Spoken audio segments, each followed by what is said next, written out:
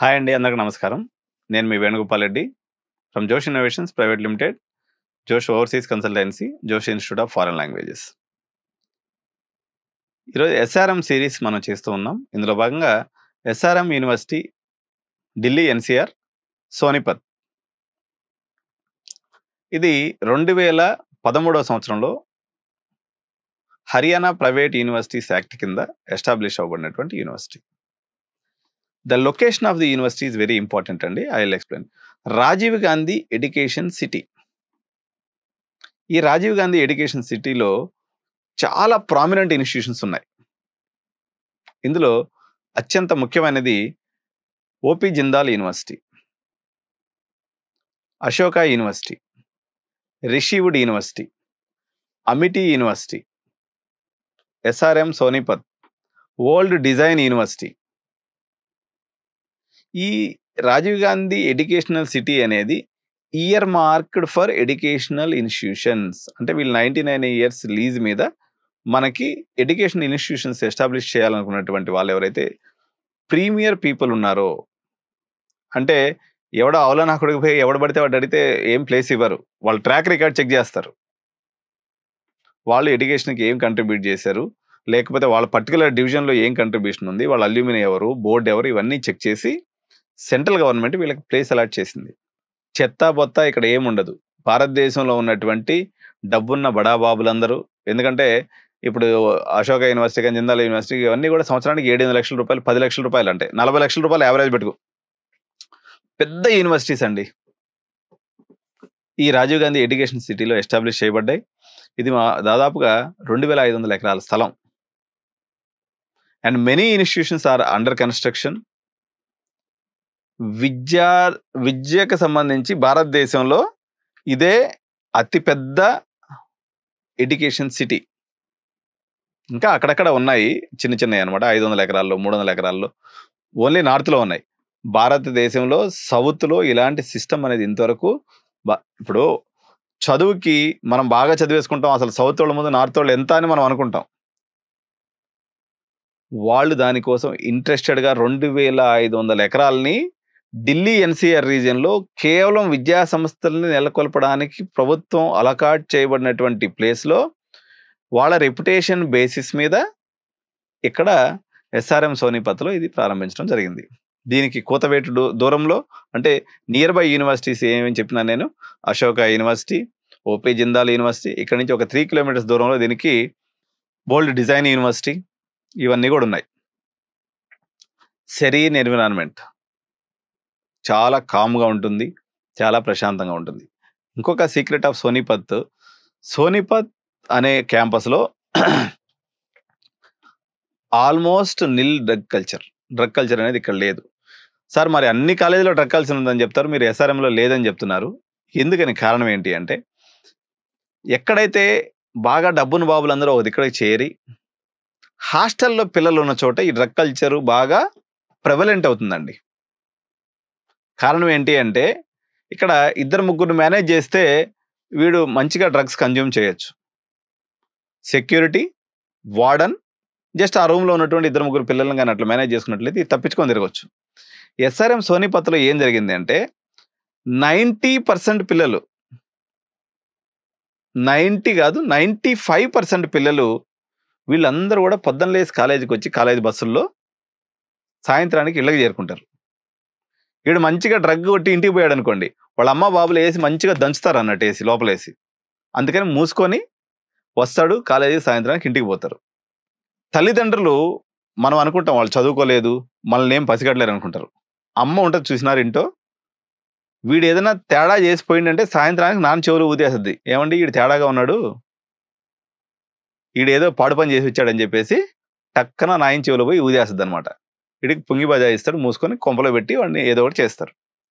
ఎక్కడైతే తల్లిదండ్రుల అబ్జర్వేషన్ లేకుండా పోతుందో పిల్లలకు కొంతవరకు డ్రగ్ కల్చర్ వచ్చేటువంటి అవకాశం. ఓవరాల్ ఇండియాలో మనం డ్రగ్ కల్చర్ తీసుకున్నప్పుడు ఇప్పుడు 20-25% ఆన్ యావరేజ్గా భారతదేశంలో ఇది క్లియర్గా కనిపిస్తుంది. కొన్నిట్లో 50%, 60% ఉంది, కొన్నిట్లో 100% ఉంది, కొన్నిట్లో 70% ఉంది, కొన్నిట్లో 10% ఉంది, కొన్నిట్లో 5% ఉంది, కొన్నిట్లో 1% ఉంది. 0 డ్రగ్ కల్చర్ ఉన్నటువంటి కాలేజ్ అయితే భారతదేశ వ్యాప్తంగా ఎక్కడ కూడా లేదు. ఇంక్లూడింగ్ అమృత లాంటి ఒక దైవాంశ సముద్రాన్ని నడుపుతున్న దాంట్లో కూడా ఆ 1-2% డ్రగ్ కల్చర్ అనేది సహజంగా వాళ్ళు ఆ వీకెండ్‌లో పోయినప్పుడల్లా కొట్టొస్తున్నారు పిల్లలు. పర్టిక్యులర్‌గా మొత్తం హాస్టలర్స్ అయిన చోట వీళ్ళందరూ ఇప్పుడు మనం ఇందాక చెప్పుకున్నాం కదా! అన్ని క్లబ్బులు అని చెప్పేసి. ఆ క్లబ్బులతో పాటు గబ్బులు కూడా వీళ్ళు చేస్తా ఉన్నారనమాట. సో, ఈ రకంగా మీ పిల్లలు safe. SRM Sonipat is a central AC campus. SRM Sonipat is a central AC campus. SRM superset ఐడితో కాకుండా కంటిన్యూస్‌గా SRM యూనివర్సిటీకి సంబంధించినటువంటి ఈ నోయిడా, గజియాబాద్ అండ్ ఢిల్లీ ఎన్‌సీఆర్ రీజియన్‌లో అనేక సాఫ్ట్‌వేర్ గురగాం వీటన్నిటిలో సాఫ్ట్‌వేర్ కంపెనీస్ ఉన్నాయి. సూపర్సెట్ ఐడి నుంచి కాకుండా సెపరేట్‌గా వీళ్ళ కంపెనీని నేను ఇందాకే చెప్పిన 700-800 కంపెనీస్ SRM గ్రూప్ మొత్తానికి వస్తాయి. అవి కాకుండా ఎక్స్‌క్లూసివ్‌గా ఈ క్యాంపస్‌కి వచ్చినటువంటి కంపెనీస్ మరో 315 కంపెనీస్ ఉన్నాయి. అంటే ఇవి లోకల్ కంపెనీస్ అన్నట్టు. ఇదొక అడ్వాంటేజ్. దాదాపు ప్లేస్‌మెంట్స్ అయితే మంచిగానే అయినాయి లాస్ట్ ఇయర్ కూడా. 50 lakhs హైయెస్ట్ ప్యాకేజ్ ఉంది. యావరేజ్ ప్యాకేజ్ ఒక 6 lakhs వరకు ఉంది. Central AC campus. ఇక్కడ SRM సోనిపత్‌లో ఏదైతే ల్యాబ్ ఉందో extremely good lab. High end systems. Central AC, lift. క్యాంపస్‌లో భోజనం సాంబార్‌దా. ఎందుకంటే ఇక్కడ మేజర్ అడ్మినిస్ట్రేషన్‌లో మన తెలుగు వాళ్ళు లేకపోతే తమిళియన్స్ ఉండటం వల్ల ఫుడ్‌లో ఎప్పుడు కూడా సౌత్ ఇండియన్ ఫుడ్ సెపరేట్‌గా ఉంటుంది. నార్త్ ఇండియన్ ఫుడ్ సెపరేట్‌గా ఉంటుంది. మన ఫుడ్ ఆ రోజు నేను మొన్న వెళ్ళినప్పుడు నేను తిన్నాను. సాంబారు, రసం, పప్పు, వడియాలు. మార్నింగ్ టప్పుడు ఇడ్లీ, దోస తప్పనిసరిగా మ్యాండేటరీ. SRM వాళ్ళు మన చెన్నైలో వచ్చినటువంటి కుక్స్ దీన్ని చేస్తారు కాబట్టి చాలా అపురూపంగా చేసుకుంటున్నారు వాళ్ళు. నేను ఢిల్లీలో తిన్న బెస్ట్ భోజనం వచ్చేసి సాయి మెస్. సాయి మెస్ అని ఉంటుంది ఢిల్లీలో ఒకటి. ఈ మెస్ ఎక్కడ ఉంటుందంటే మన తెలంగాణ భవన్, ఆంధ్ర భవన్ అని చెప్పి ఎక్కడైతే ఢిల్లీలో ఉందో మన ఢిల్లీలో ది బెస్ట్ ఫుడ్‌ను వాడు సర్వ్ చేస్తూ ఉంటాడు. మనం ఒక 300 రూపీస్ పెడితే ఆ స్థాయిలో SRM యొక్క సౌత్ ఇండియన్ ఫుడ్ నాకు అక్కడ కనిపించింది. ఇంట్లో చేసుకున్నట్టు కాదండి. బయట తిరిగే వాటిలో SRM లోపల తిరిగినటువంటి food south Indian mess extremely good quality. ఇది ఇంకొక అడ్వాంటేజ్. ఇక లోపల మిగిలిన SRMలో ఉన్నటువంటి అన్ని అంగులు, ఆర్భాటాలు అన్నీ ఉన్నాయి. వీటిల్లో ఉన్నటువంటి స్కాలర్‌షిప్పే సోనిపత్ గురించి, SRM గురించి నాకు సీరీస్ చేయడానికి నన్ను ప్రోత్సహించింది. SRM సోనిపత్ మొత్తం అక్కడ ఉన్నటువంటి లోకల్ విద్యార్థులందరూ మెరిటోరియస్ స్టూడెంట్స్ మొత్తం SRMలోనే ఉన్నారు.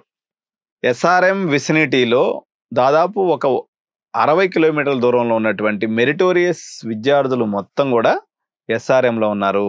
అబ్బాయిలు, అమ్మాయిలు ఈక్వల్ రేషియోలో ఉన్నారు. మెరిటోరియస్. ఎందుకంటే SRM వాళ్ళు ఒక చిట్కా కనిపెట్టారు. ఇది మన వీడియోస్ అందరూ మన చైర్మన్స్ కూడా చూస్తారు. నేను ఒకసారి మీకు కూడా చెప్తున్నా.